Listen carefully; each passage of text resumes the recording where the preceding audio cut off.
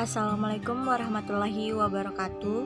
Saya Armanusa Nabila akan menjelaskan tentang deviasi dan diferensiasi sosial.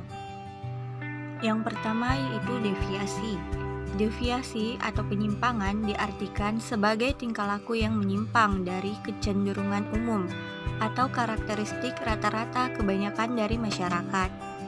Terdapat 3 bentuk dari deviasi, yaitu yang pertama deviasi individual, yang kedua deviasi situasional, dan yang ketiga deviasi sistematis. Yang pertama deviasi individual. Deviasi ini merupakan deviasi yang berasal dari gejala personal, pribadi, ataupun individual yang ditimbulkan oleh ciri-ciri yang khas unik individu itu sendiri, yaitu berasal dari anomali-anomali atau penyimpangan dari hukum maupun kelainan, variasi biologis dan kelainan psikis tertentu yang bersifat herediter. Kelainan ciri tingkah laku bisa juga disebabkan oleh penyakit dan kecelakaan. Contoh dari deviasi ini diantaranya anak-anak luar biasa, penemu, jenius maupun penganut fanatisme, serta individu yang bersifat psikopat. Yang kedua, deviasi situasional. Deviasi jenis ini disebabkan oleh pengaruh bermacam-macam kekuatan situasional atau sosial di luar individu, serta pengaruh situasi yang membuat pribadi yang bersangkutan menjadi bagian integralnya. Situasi ini memberikan pengaruh yang memaksa sehingga individu tersebut terpaksa melanggar peraturan dan norma-norma umum atau hukum formal. Contoh dari deviasi ini yaitu korupsi.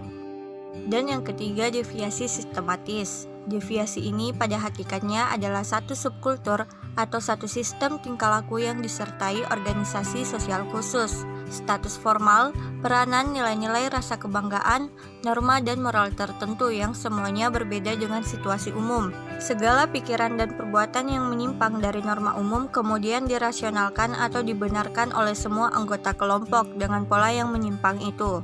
Contoh dari deviasi ini yaitu kemunculan serikat buruh, gerombolan mafia, maupun geng penyelundupan. Selanjutnya yaitu diferensiasi sosial. Diferensiasi merujuk pada penggolongan masyarakat secara horizontal atau sejajar. Karena didasarkan secara horizontal, penggolongan masyarakat ini sebetulnya tidak bertujuan membentuk kelompok-kelompok yang lebih unggul dari kelompok lainnya. Diferensiasi sosial ini juga terjadi karena seorang individu maupun kelompok secara biologis maupun fisiknya berbeda sejak awal mula keberadaannya dan sudah dibedakan melalui keturunan. Bentuk diferensiasi yang pertama yaitu diferensiasi ras.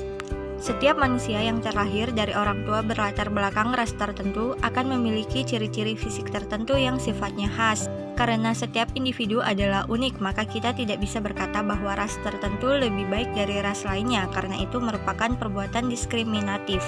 Terdapat beberapa macam ras, yaitu ras Australoid, ras Mongoloid, ras Kaukasoid, dan ras Negroid.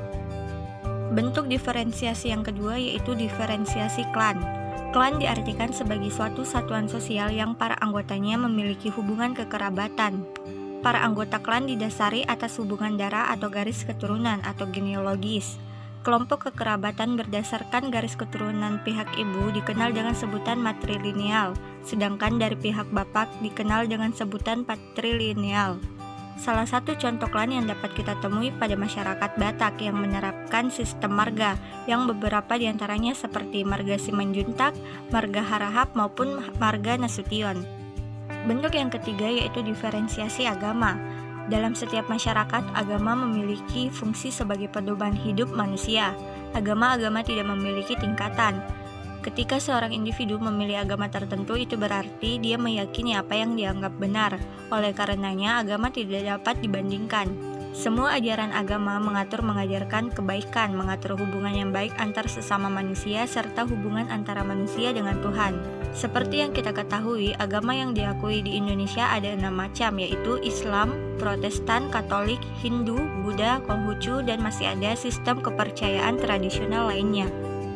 Bentuk yang keempat yaitu diferensiasi suku bangsa.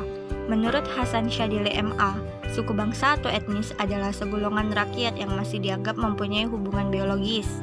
Diferensiasi suku bangsa merupakan penggolongan manusia berdasarkan ciri-ciri biologis yang sama seperti ras.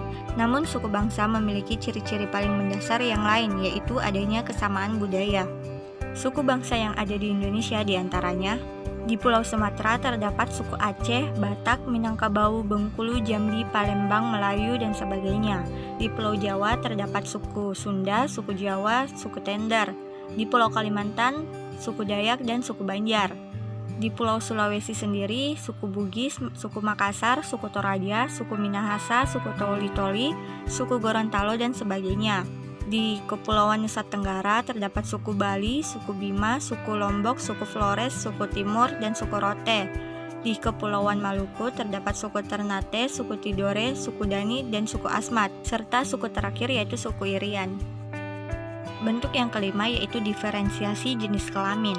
Jenis kelamin merupakan kategori dalam masyarakat yang didasarkan pada perbedaan seks atau jenis kelamin atau perbedaan biologis. Perbedaan biologis ini dapat kita lihat dari struktur organ reproduksi, bentuk tubuh, suara, dan sebagainya. Atas dasar itu terdapat kelompok masyarakat laki-laki atau pria dan kelompok perempuan atau wanita. Dan bentuk yang terakhir yaitu diferensiasi profesi. Diferensiasi ini merupakan pengelompokan masyarakat yang didasarkan pada jenis pekerjaan atau profesinya. Profesi biasanya berkaitan dengan suatu keterampilan khusus. Misalnya profesi guru memerlukan keterampilan khusus seperti pandai bicara, suka membimbing, dan sabar.